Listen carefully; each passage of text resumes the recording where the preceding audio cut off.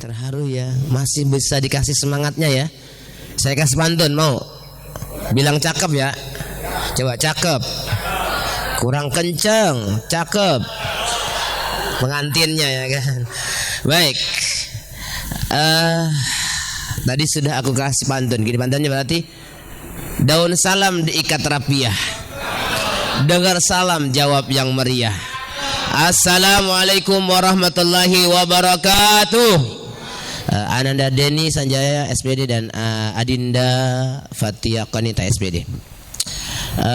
Saya agak personal banget ya dengan pernikahan ini, karena saya mengikutinya dari awal dengan segala sandiwara apa namanya, bukan sandiwara ya, apa istilahnya ya, drama ya, dengan segala drama ya kan, walaupun tidak melibatkan Brahma Kumbara dan memantili di sana, tapi saya sangat terharu ya, agak personal banget dengan perjalanan ini. Maka oleh karena itu saya menyampaikan beberapa hal. Pertama untuk mempelai, kedua mempelai.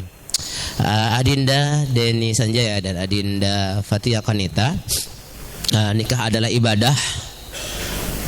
Tetaplah beribadah dengan pernikahan ini. Dalam ibadah enggak ada yang dilakukan dengan marah-marah, enggak ada ibadah yang dilakukan dengan tindakan-tindakan kekerasan.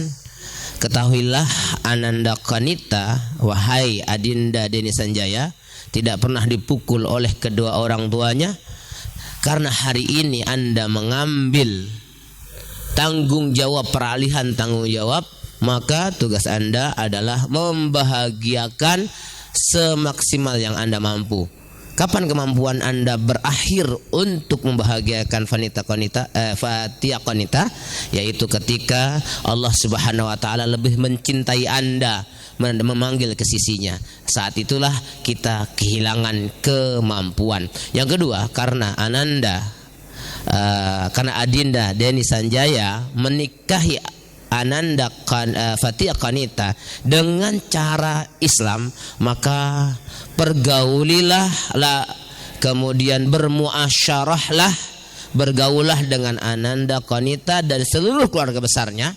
Nanti harus segera sowan. Ada berapa om, ada berapa tante, ada berapa tetangga, ya kan? Ya, ada berapa orang yang kemudian bisa disambung silaturahminya, ya, dengan cara-cara yang Islami. Maka pergaulilah dengan cara Islam. Di dalam Islam tidak ada cara menggauli dengan cara menyakiti, baik itu kata-kata ataupun ungkapan di sosial media, apalagi status WA. Karena kalau status WA jadi banyak yang baca, tentunya kalau nggak di privat.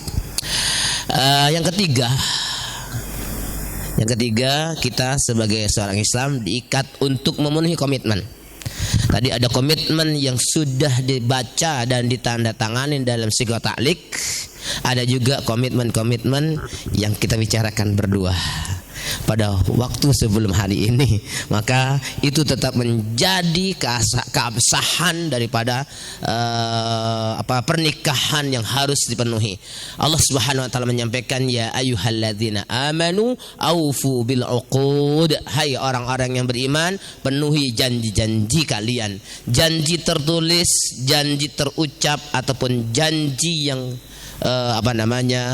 kita sepakatin bersama. Karena itu menjadi salah satu yang diucapkan secara langsung dan tidak langsung, baik oleh Ananda Qanita kepada orang tuanya ataupun oleh kedua orang tuanya yang mewakilkan sejak semula ketika proses khitbah. Saya sebagai perwakilannya, dan hari ini saya juga diminta sebagai perwakilannya sekaligus menyampaikan nasihat. Maka saya punya kewajiban untuk mereview, mengingatkan pemenuhan janji-janji tersebut.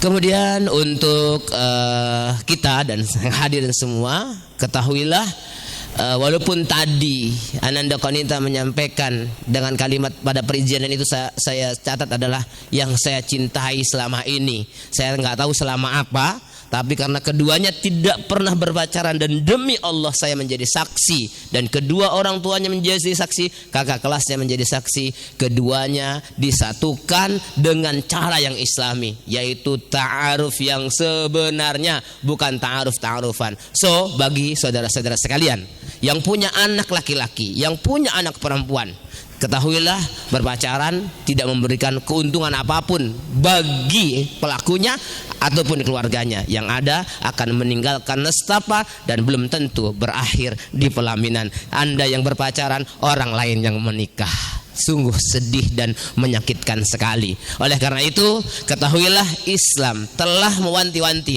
wala taqrabuz zina innahu kana fahisyatan wa sa'a sabila. Jangan dekatin perzinahan, karena perzinahan dimulai dari berpacaran. Dan hari ini kita melihat, ya kan, mungkin ini ada yang jomblo-jomblo dari WO, ya kan, dan semuanya tolong ini menjadi saksi dan ini menjadi pelajaran bagi kita bahwasanya keduanya disatukan oleh Allah Subhanahu wa taala without pacaran, sekali lagi tanpa berpacaran, dan alhamdulillah insyaallah akan lebih berkah karena itu jalan yang semestinya kita tempuh bersama. Dan wasiatkan kepada putra-putri kita bahwasanya boleh setiap orang itu mencintai lawan jenisnya, yang enggak boleh adalah mencintai sesama jenisnya untuk melakukan hasrat seksual, tetapi itu harus diungkapkan ketika telah berani untuk menikahi anak orang, dan itu adalah saat kita mengambil alih tanggung jawab. Kita sebagai para orang tua memiliki kewajiban untuk menyiapkan putra-putri kita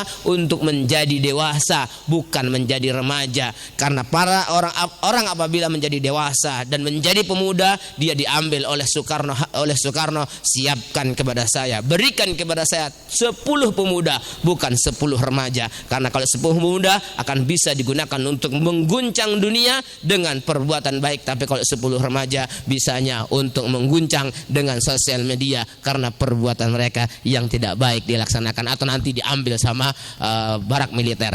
Baik, terakhir, gunakan ketakwaan sebagai bekal dalam menghadapi apapun. Ketahuilah saat ini, setelah ini, ya, akan tidak hanya bahagia yang akan menghadiri setiap kita dan para mempelai, tapi juga ada hal-hal yang di luar itu. Tapi ingat, karena kita beribadah, maka gunakan strategi ketakwaan untuk menyelesaikan apapun permasalahannya. Permasalahan akan ada.